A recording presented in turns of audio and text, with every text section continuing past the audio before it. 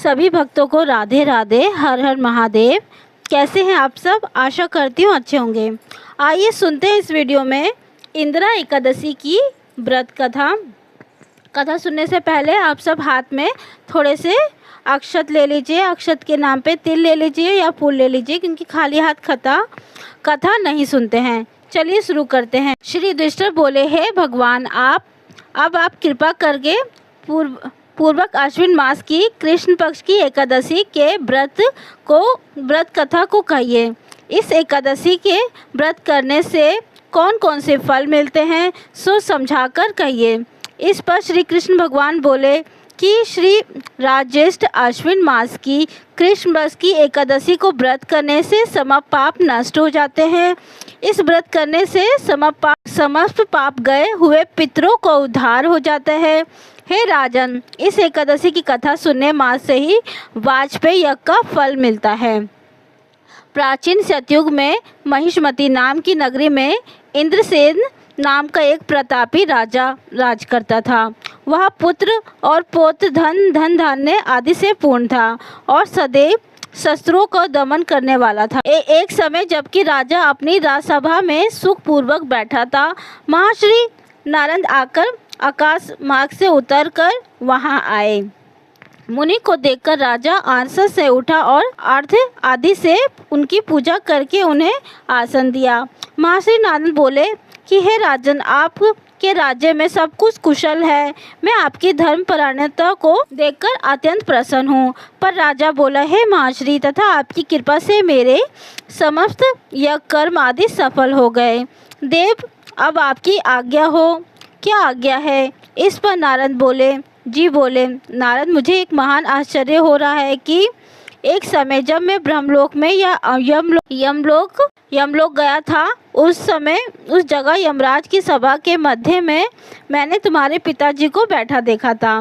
तुम्हारे पिता महान ज्ञानी धर्मात्मा थे। एक एकादशी के व्रत से बिगड़ जाने से यमलोक को तुम गए। तुम्हारे पिता ने मुझ पर तुम्हारे लिए एक समाचार भेजा है कि आप मेरे पुत्र के पास जाएं। मेरे पुत्र का नाम इंद्रसेन है, जो कि मुझे किसी पूर्व नगरी में राज्य करते हैं। जो हुआ ये लोक मिला है। यदि मेरा पुत्र इंद्रसेन अश्विन मास के कृष्ण पक्ष की इंदिरा एकादशी का व्रत करे और उसका फल मुझे दे दे, तो मेरी मुक्ति हो जाए। इस लोक से मैं छूटकर स्वर्गलोक में वास करूं।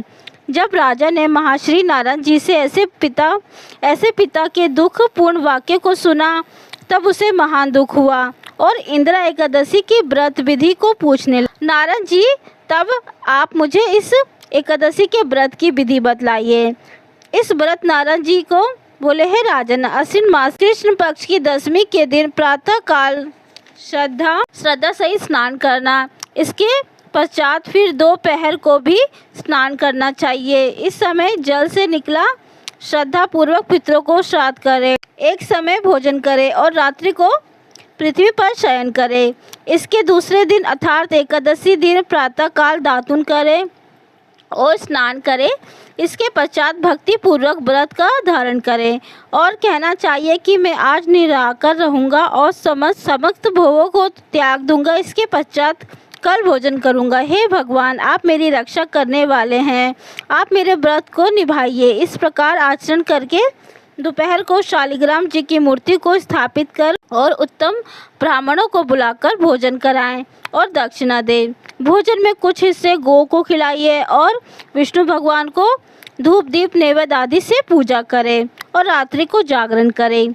इसके उपरांत द्वादशी के दिन मौन होकर बांधवों सहित भोजन करें। यह इंदिरा एकादशी के व्रत की विधि है। हे राजन, यदि तुम आलस से रहित होकर इस एकादशी का व्रत करोगे तो तुम्हारे पिताजी अवश्य ही स्वर्गलोक जाएंगे। महर्षि नारद से सुनकर इंदिरा एकादशी आने पर उसका विधि पूर्वक व्रत किया।